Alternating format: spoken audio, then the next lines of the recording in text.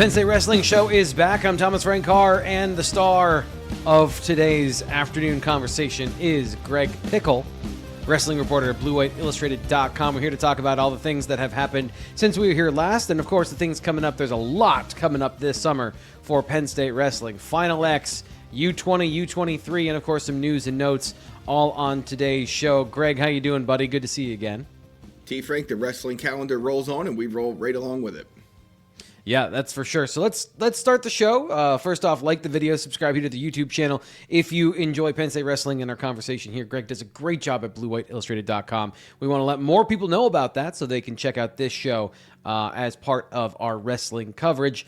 But Greg, I just said before we went on, I don't know what else to say. Cael Sanderson is the Open Mat Division I Coach of the Year. That's the biggest no-duh in the history of wrestling. At what point do they name the award after him? And we can just call it a day with the award. Yeah, it's a valid question. I would note that there's been instances where he has not won and others have won and people have questioned that. And there's certainly valid reasons to name somebody else the Coach of the Year for the job they did to get their team that maybe people didn't think was going to have a national champion or any All-Americans and things like that. So there's a case to be made at times, but yeah, certainly he and his staff have done just incredible work, as everyone watching this knows. And so yeah, he is the Open Mat Coach of the Year. And we might as well just let the other cat out of the bag and say that Mitchell Mesenbrink is the Open Mat wrestler, Division I Wrestler of the Year, Hodge Trophy winner, of course. So, yeah, not a thought required for these two awards, T. Frank, following the season that Penn State had. And I can see you're looking at me because I have the wrong mic, so why don't we fix that while I'm talking? That's probably a little bit better, I would assume. And so at this point, yeah, you're right. What more can you say than the fact that they continue to pump out, obviously, elite wrestlers and just kind of keep on keeping on as a coaching staff when it comes to both dealing with the portal and dealing with recruiting, which we'll talk about some of the recruits who are in action at U20s in a little bit. But, yeah, no great surprise there. I guess the only surprise was that it came out in late May as opposed to late April or early April, late March. But it is what it is. That's the schedule they keep, and that's the award news that we have to cover on today's show. Let's just spend one quick moment with Mitchell Mesenbrink. Just kind of interesting. I'm interested in his rise as the wrestler of the year and where he is with the Hodge Trophy and where he started as a Penn State wrestler. So just take us through what it took for him to get here as the best wrestler in college wrestling according to Open Mat and of course with the Hodge Trophy. Yeah, so it's an interesting story, right? Because he's not one of the guys who has had tremendous success starting his career at Penn State. He transferred into the program after his first year of college wrestling. Obviously has been very, very good since and keeps taking steps forward, ending with this year's national title, of course, and his first Hodge Trophy. But yeah, he has a really interesting story. I think most people, when you start to set that question up, T. Frank, were hoping that on the other side would be why he is not competing on the freestyle scene. He hasn't said anything. And at this point, it's, I think, safe to assume that he just wants a summer off before the Olympics get here, and he is around the clock getting ready for trying to make a spot on Team USA for the 2028 Olympics. There could be certainly other reasons. There's no doubt about that. Ones that maybe he doesn't want to share, just doesn't feel he needs to share, and that's fine. Certainly just thinking he wants a little bit of a break from the sport after the amount of wrestling he and some of his teammates did throughout the international cycle last season, coming off the college season 2 years ago and then right into the college season. It certainly makes sense that might be the case. So we'll see if he ever comes out and addresses that. I'm sure he will at some point down the road. But yeah, meteoric rise really, and he just has such a process and positivity about him that blends well in this Penn State wrestling room. And you combine that with his just relentless motor and ability to constantly attack, and it ends up with the results that he has, which are just endless domination over almost every opponent. Yeah, he is one of the most interesting wrestlers to come through Penn State and to come through the sport in a while in a way that is just different from your standard wrestler who has maybe a fairly consistent personality type of a couple of different, you have a couple of different varieties, and then Mitchell Mesenbrink is this super introspective and eloquent individual who then is, as you mentioned, all those things on the mat as well. Just a fascinating person to cover as well. And just interesting to watch his rise and how all of those things have shaped what he's become and what he can do now in his heading into his senior year with presumably what he's doing this summer being not on the mat. So let's get into it. Final X, the field is set as you've discussed. So let's go through that. Of course, that's not coming up this weekend. We'll get to the other tournaments. But Final X is now, we know what we're looking at. So where are the Nittany Lion connections for that coming up in June?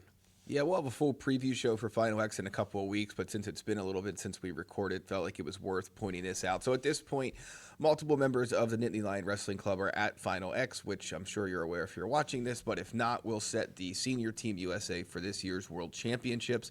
It will also, as we'll talk about a little bit later, have some impact potentially on this year's Team USA at the U23 level. But at this point, your Nittany Lion Wrestling Club connections who are at Final X, best of 3 series to decide who makes that Senior Team USA. Luke Lillidahl will take on former Iowa wrestler Spencer Lee at 57 kilograms. Marcus Blaze, 61 kilograms, will take on the Oklahoma State freshman phenom Jax Forrest. At 70 kilograms, Zane Rutherford won the challenge tournament for the right to take on Ridge Lovett, formerly of Nebraska, and that is going to be a very interesting match. Zane didn't wrestle for, I think he was off the mat competitively, at least in the international setting that we're talking about here since 2024 in the Olympics. So really nice return to action for him. We'll see how he does in New Jersey in a couple weeks. 79 kilograms, Levi Haynes is going to take on Chance Marsteller. I'm sure many of you, especially from Pennsylvania, are familiar with his story. And then you got 2 Nittany Lion Wrestling Club guys at the end here. Zed Valencia will take on Kyle Dake at 86 kilograms, and Kyle Snyder has Stephen Buchanan of the Hawkeye Wrestling Club at 97 kilograms. So what do you know, T. Frank? Talk about things that aren't a surprise. Another wrestling event, be it on the U.S. stage or the international stage, that features a majority of the weight classes with at least one Penn State connection. Yeah, for sure. I know this is kind of I don't know if this is a hack question or not, but just kind of looking at that, who do you think we're going to learn the most about in this? Because it just feels like the obvious thing is that you've got guys out here that are going to be favorites or are going to be strong contenders in this, and you read through all the names, but we've seen a lot of these guys, and what do you think we're going to learn about maybe some of these young wrestlers or some of the guys who have questions going into next year about where they might line up in the lineup? And so I guess when looking at this, before we get into the full preview next week, like you talked about, who stands out as like, okay, we're going to learn something about that wrestler? Yeah, so I think it's the 2 lightweights, right? So it's Luke Lillidahl and it's Marcus Blaze. For Lillidahl, he beat Spencer Lee at the U.S. Open, which is what got him to Final X early, and he didn't have to go through the challenge tournament. So they will obviously, rematch again, and it'll be very interesting to see how this one plays out. Lillidahl continues to jump levels at this stage of his career. That's been the case since he got to Penn State, and now that he's coming off his latest NCAA championship, he certainly is now setting his sights on bigger and better things at the international level before returning to action on the mat for Penn State next season. So curious to see how that goes for him in this latest match with Spencer Lee. And then for Marcus Blaze, I mean, I think the freestyle, folk style difference is one that's worth noting here before I say this. But, I think a lot of Penn State fans at times were a little frustrated with him not being able to score points during this season, his Penn State season. And so in the international side of things, the freestyle side of things, he's done quite well so far throughout his career. And now he's going to face one of the most interesting, funky, talented wrestlers in quite some time in Jax Forrest. So can he fend him off in a battle of 2 guys who are set to kind of run this sport for years to come? It just matter, at least, in Forrest's case for sure, and I think Blaze as well, just be a matter of what weight class they're in. And is this one of the last times we see them compete at the same weight? Or does one go up, one stay the same? Time will tell on that front. But I think it'll be interesting to watch that dynamic at play as well. These guys are a little bit different body styles, but still 2 tremendously talented, and at times, especially for Blaze and freestyle, and certainly for Forrest across both, offensive-minded wrestlers. Gotcha. Okay, let's move on to the U20 Freestyle World Tournament. Always appreciate your insight into these things, Greg. Now we get to look at some of the younger wrestlers in Penn State's pipeline. So that's coming up this weekend. Set this up for us and then take us through what you're looking for. Yeah, so U Fridays are all inclusive on Friday, May 29th. They'll start in the morning with a challenge tournament to set up the finals a little bit later in the afternoon. Those start at 4 p.m. Eastern Time on May 29th on Flow. Let's start with the only Nittany Lion connection who's already waiting in those best of 3 finals. It's class of 2026 signee, top high school recruit Jaden James. He will compete here against whoever comes out of that challenge tournament. For the right to represent the U.S. at the U20 Men's Freestyle Championships in Bulgaria in August. D. Lockett, the Oklahoma State freshman, I guess sophomore to be at this point, who qualified for NCAAs, went 2-2, entered this field. I don't want to say late because he didn't enter it the morning of or anything like that, but certainly we haven't seen him on the mat since NCAAs. He did not go to the U.S. Open. Now he shows up and is able to enter this field based on his past qualifications, what he's won previously. And so it'll be interesting to see those two meet. They've met before. It's highly likely they meet again in the finals. Lockett, for whatever reason, could find a way to stumble and not end up meeting Jaden James, but I kind of doubt that. So that is, you talk about, I'll answer your question later before we get to that part, but that is certainly the match that I think most people are interested to see this weekend. A couple of 57 kilograms as well, which we'll talk about in a sec, but I think if you stopped time to start a tomorrow morning's challenge tournament and say, who do you want to see? It's Lockett versus James. Gotcha. So then take us through the other weight classes that you have highlighted here for us. Yeah, so 57 kilograms, class of 2027 commit Gray Burnett, really solid wrestler from the same high school as Marcus Blaze in Perrysburg, Ohio. He will be the top seed unless they decide not to use the pin rankings to seed. It frustrates me that we assume that that's how they're going to seed the tournament, but there's not really anything to, I'm sure somewhere in some manual or something you would be able to find the answer, but not always readily apparent. At any rate, he should be the top seed in the 57 kilogram challenge tournament, which is the best bracket at this tournament by far. Everyone in that challenge tournament is trying to wrestle Cornell freshman Isaiah Cortez, who is waiting in the best of 3 finals in that weight class. So we'll see what Burnett does. Obviously, based on his seeding, you would think he has certainly a chance to get there and also win it. I've seen some picks from around the internet. I think Intermat or Mad Scout, somebody had picks and picked Burnett to beat Cortez in the finals. So he will have every chance to go out and earn his spot on the U20 Team USA this weekend, and I think Penn State fans should be really excited about what he can bring to this program down the road. Okay, so then 65 kilograms is the next one you have here, right? Yeah, so it's going to be class of 2027 commit Clinton Shepard from Indiana is in this weight class along with incoming Penn State freshman Sam Herring. And they are trying to get a date with Bo Bassett, the Virginia Tech wrestling signee, incoming freshman, I guess at this point, super standout, obviously has won all kind of stuff like a lot of these guys we're talking about, multiple medals in world championships, things like that. So interesting to see if either one of those guys will get there. The unfortunate thing for them based on the pin seedings, and if you're listening to this, the pre-seeds could possibly be out by the time you hear it, and maybe this will change, but based on their pin ratings, they probably will meet in the quarterfinals, assuming both make it that far. It's their number 4 and number 5, Shepard 4 and Herring 5. So in all likelihood, they will not both have the chance to wrestle in the finals, barring a seed change or a withdrawal or something like that. But curious to see how that goes. I think a lot of Penn State fans have followed Clinton Shepard and know what he's about out of Indiana. I don't know if as many have followed Sam Herring because he went the route that Levi Haynes and obviously some others, of course, have went and did not wrestle his senior year of high school. He trained at M2 training in State College. So I don't want to say he's a forgotten member of this class of 2026, but certainly some of the other guys we've talked about in past shows and so far on this one, like Jaden James, has not necessarily had the notoriety, but I think has a lot of talent. So very interested to see how that one shakes out, regardless of whether those two meet or one of them tries to charge through the bracket. Gotcha. Okay, so the final wrestler we have here to talk about is Asher Cunningham at 79 kilograms. What's his road look like? Yeah, so he finished second at the U20 US Open in April. He lost to Virginia Tech's Ryan Burton 9-4. So Burton is sitting out until the finals of this tournament. Cunningham will be in the challenge tournament. I just feel like it should be noted that when USA Wrestling put out the latest pin ratings, it did not include Cunningham on its list of 10 in this weight class, which is not, I guess looking at it, is not a terrible red flag, but it is notable in my mind. So he's still in the entry list. I checked right before we started recording, so no expectation at the moment that he won't compete, but I was a little confused why he wasn't listed on the pin rating sheet at 79 kilograms by USA Wrestling. So keep that in mind as you get ready to watch this weekend. Like I said, no reason or expectation at the moment to think he won't be out there, but that certainly raised an eyebrow for me for sure. And so we'll see how it all plays out. Okay, so that's the U20. Anything else you want to get over there? Do you want to get to U23? Yeah, we can dive into U23s.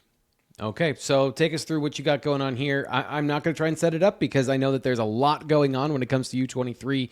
And the first word you have in our rundown here is convoluted. So take us through all the convolution about U23s. So the biggest issue here is that if you are a senior national team member for Team USA and you are 23 years of age or younger, by being on the senior Team USA, you automatically qualify to accept the U23 spot in your weight class should you want to do so. So an example here is Jaden James is, as far as I can tell by the results of the tournament so far this year, is the third guy on Team USA at 74 kilograms at the senior level. The guys ahead of him are over that age cutoff, so he is the guy for the U.S. at 74 kilograms in U23 if he wants it. He does not have to compete this weekend in that tournament. It's already his. They're going to wrestle that weight class.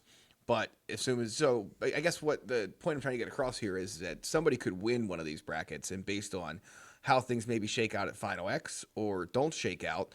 Like a perfect example is Luke Lillidahl. So the U23 World Championships and the Senior World Championships are very close together. And the running belief at this point is that no one's going to try and do both. And so if Luke Lillidahl makes the senior national team by beating Spencer Lee, then that 57 kilogram U23 spot should be open. If he loses, then it would make sense, of course, for him to go to U23 Worlds because he can't go to Senior Worlds. So I hope that makes sense. It is convoluted, and a lot of it is going to be about seeing what happens this weekend and then comparing the results with Final X and getting a final answer later in June. And so this tournament kicks off there's like 1,300 guys registered, T-Frank. Every time I look at the entry list, it just grows. Now, that's across multiple, it's across Greco-Roman and freestyle, so it's not just one. But there's going to be some enormous brackets. I think one of the brackets at the U23 Nationals last year was like 256 guys. So that's why they're doing preliminaries all day on Saturday. They are advancing to the quarterfinals on Saturday, and it will take all day Saturday to do that. And then they will get to the medal matches on Sunday. So who's in for Penn State? That's what you want to know at this point, right? I'll just read off the names here. 65 kilograms, you have Nate Desmond, Dalton Perry, and Kaijin Garcia. 70 kilograms, you have Connor Pierce. At 79 kilograms, it's William Henkel, Sean Daigle, and Sam Beckett.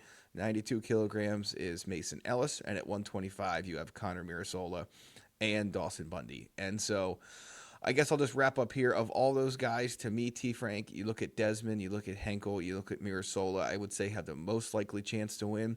Here's the issue, though. Desmond could still win. And if Bo Bassett loses to Real Woods at Final X, he could then take claim to that spot, no matter who wins, whether it's Nate Desmond, one of the other guys we mentioned from Penn State, or somebody else, could then take that spot. If he beats Real Woods, then it's going to go to, in all likelihood, whoever wins U23 Nationals. And so Levi Haynes could block Will Henkel, too. I had to check about 5 different places to confirm that Levi Haynes, the graduating Penn State senior multi-time national champ, is 21. But he is. And so he still qualifies for this U23 spot for Team USA should he not win at Final X against Chance Marsteller. So I think Henkel's certainly a candidate to win this bracket. It's a good field. But it may not end up being the ultimate result for whoever wins it based on how things go at Final X. Hopefully I didn't put anybody asleep there. There's a lot. You're still awake. I'm not sure how many other people are, but I was going to say, I have it's excellent attention span when I'm here live and the camera is on. And that one was pulling the bandwidth a little bit just with all the different intricacies. It's like the part in Spaceballs where everyone goes, everybody got that? You got it? I think we got it. But of course, like you can also rewind it and listen to all of that again because Greg he spent a lot of time yesterday working all of this out. And I thought you put it out there pretty clearly for everybody to understand. So final thoughts here. That's what we got here for today's show. But coming up this weekend or just anything that you think is important for fans to know getting out of here on the show. Yeah, number one, we'll have a written version of this over at bluewhiteillustrated.com. So if all that talking put you to sleep and you just woke back up, you can go read about it as well. And maybe it'll make a little bit more sense visually than it does audio form. We'll have live updates from U20s on Friday. Still trying to figure out how to attack U23s on Saturday. The problem, of course, is that these brackets are enormous. Like, not all of them are like, I'm not trying to sit here and tell you that 256-man brackets is across the board, but I do think there'll be long stretches of time without hearing from a Penn State wrestler taking the mat. So we'll have at least a recap. I'm not sure how the rest of the day is going to go. Time will tell. And then certainly on Sunday, should a Penn State guy be going for a spot on the U23 national team, we'll have live updates. And you can always follow all this on the Blue White Illustrated homepage and then also on the Wrestling Room forum as well. All right, Greg. Great show. Appreciate you. We are off next week. Greg is on vacation, so I can't do a wrestling show without Greg. So we'll be back before Final X the week after that. This the second full week in June, I think it is. Yeah, and so we'll be back on the 10th or 11th here. And then, of course, no BWI Live Wednesday show without Greg. So, everyone's enjoying their summer. Don't go too far. Make sure you subscribe here to the YouTube channel so that when you are checking in and out, you still get the notifications if you subscribe and enable notifications. So you know when a wrestling show pops up and you don't miss anything this summer as we cover Penn State's wrestlers as they go for places on the international stage. For Greg Pickel, I'm Thomas Frank Carr. We'll talk to you next time.